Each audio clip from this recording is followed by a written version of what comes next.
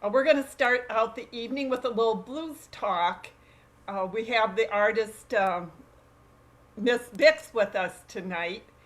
And when I first heard that, her being called that, I was curious, but then I didn't take too long for me to figure out where she got the name Miss Bix. And when you work with children, uh, that comes with the territory. And she's had a really exciting early career, which I want you all to be able to hear a little bit about. And she's going to talk about children in music, a passion, a lifelong passion that she's had. So, Miss Bix, welcome for the Blues Talk. I'm so glad you're able to join us. Thank you, Kathy. It's nice to be here.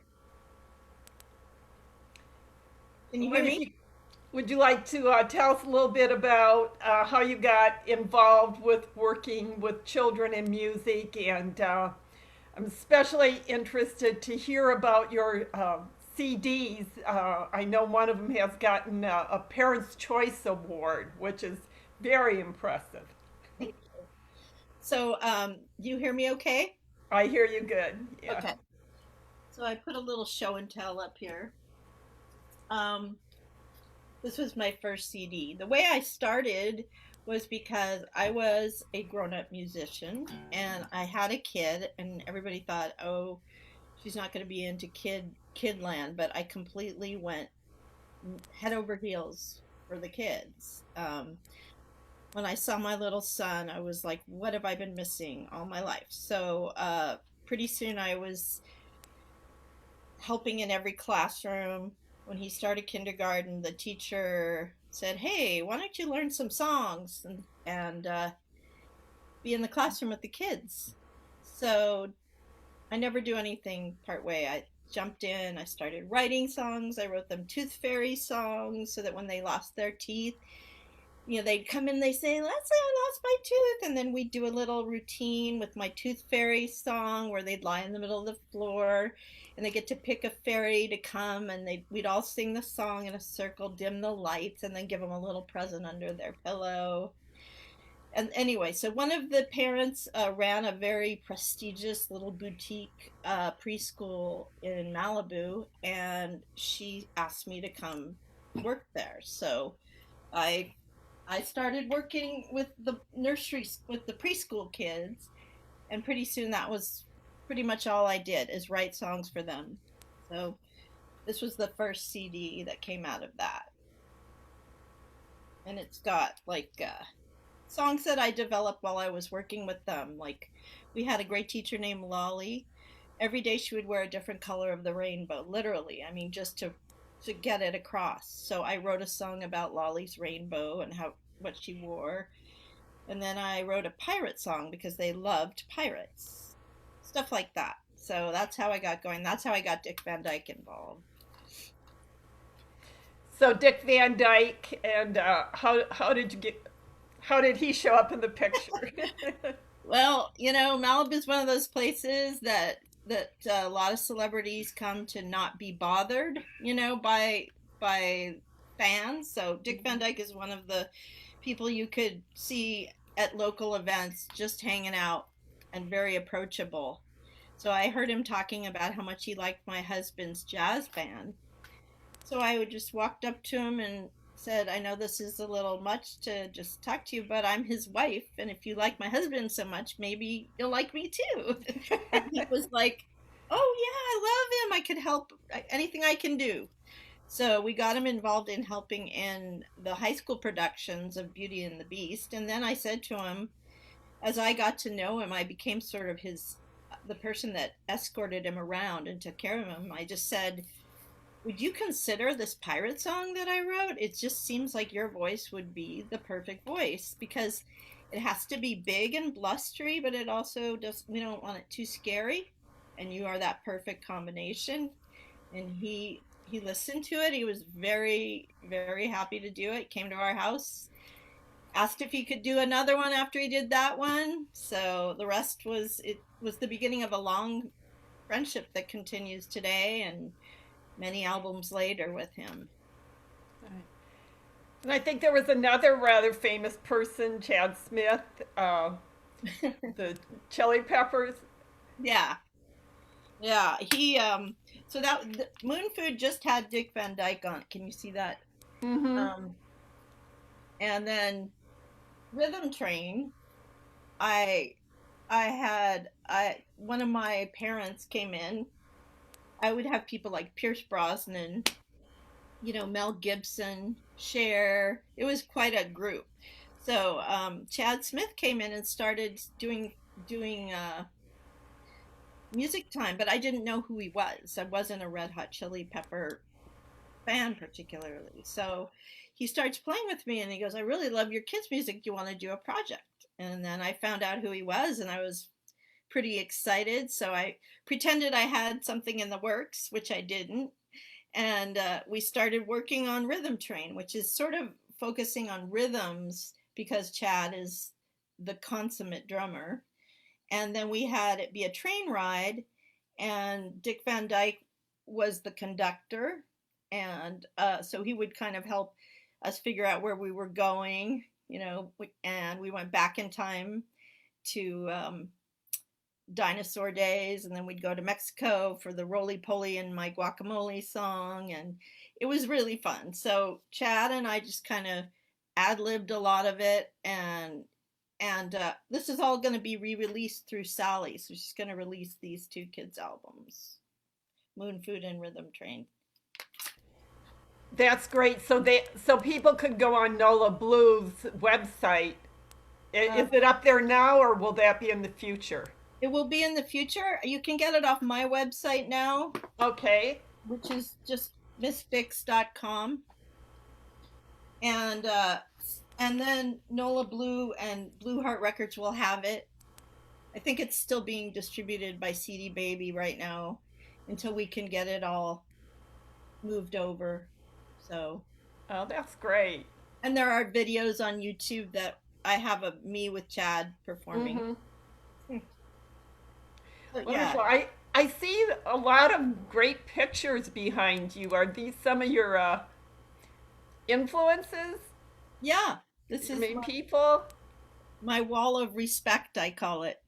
So yeah, like I mentioned that Bonnie Raitt is one of my favorites. Yeah. She's probably, if I had to pick one singer to listen to on a desert island, it would be her.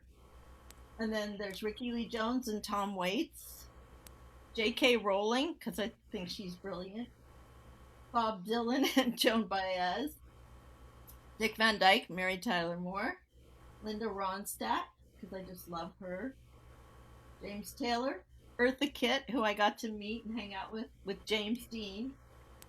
I could. You want me to tell you all of them? Because Oh, you might as well. we're about half. We're over halfway. Yeah. Joni Mitchell and Stephen Stills. My heart throb was Stephen Stills when I was younger. That one was just Steve McQueen, but I loved how he was listening to Miles Davis and all these great CDs. Wow. That's George Harrison, and I love the picture. Jimi Hendrix is a big influence of mine. The Beatles, Marvin Gaye, and here's me with my little band over there. That's my husband. So who's your band? Well, this is Ralph Carter. He produces my blue CDs with me. That's my husband Bill Bixler, who will be performing with us later. Guitar player Monty Pollock, and Pete Gallagher was our drummer at the time. So Nice. yeah, that was our yard before the fire came and burned our house in Malibu. But I love the picture, so I keep it. Wow. When did that happen? It'll be 2 years in November. Oh my goodness. Yeah, Were you able to rebuild on the site, or did you have to completely move then? we just got our permit, if you can believe it. We're just today they poured the concrete, the beginning of our foundation. So Wow. it's been a long road because all the codes have been tightened up for earthquake and stuff, and it's been the hardest thing to get through, but we're Mhm. finally on our actual way. So so it's a Oh my lot better goodness. now. So it's a day of celebration then. Yeah, Yeah, it really that's is. Yeah. a big step. You wouldn't think concrete would be something to celebrate. Right. But it is. Yeah. Yeah, that's great. So, well, I'm really excited to hear about that you're going to be putting the music out there again for kids, and so I hope there's lots of parents and grandparents out there that have a place where they can get some good music for children. On your CDs, do you so you said Dick Van Dyke is on, and Chad, and just remind me who else is on them. Those are the two. I mean, there are all kinds of musicians on it. There's great musicians on them. Okay. Um, like Don Grusin plays on one of the songs. He's Dave Grusin's brother. Um, I have all kinds of, the music. Like the reason I called it music for kids and their grown-ups is because Okay. I really want it to be music that isn't dumbed down for kids, doesn't sound abrasive like, Mhm. you know, and high pitched and edgy like a lot of kids' music is, because I Yeah. think kids need to be like pulled by the hair in order to listen. Mhm. And I find that they do listen to that kind of music, but it's overstimulating to them. It's Hmm. like crack. Yeah. Whereas I hope my stuff just kind of calms them and feeds their senses. I want them to hear high quality music, and I'd like the lyrics to not be dumbing down to them. So Mhm. I try not to do that. That's what I learned from working with kids is they've got great senses of humor.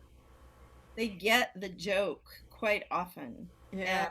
it's really fun to mess with them. Like they love when you say something is wrong, and they go, "Oh my God, no," and they correct you. It's like I used to have a little routine I would do with Three Little Mermaids, and I would puppets, and then I'd bring out another mermaid, and then I'd bring out what I called a mermaid. And it would be like a little giraffe or something, and they'd just freak out. But it was always, they like to have that little edgy thing. They don't want to just be uh they don't want to be lectured to. And so I also taught yoga for kids too. So Nice.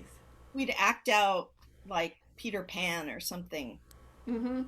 and then I'd sneak in a yoga pose through doing that. Like one of the songs on I'm a Little Seed on the first album is actually, it's sort of a direction to how to, when you're lying down at the beginning, they echo the words and then they come up into the tree pose. Okay. And there's a video that you can find.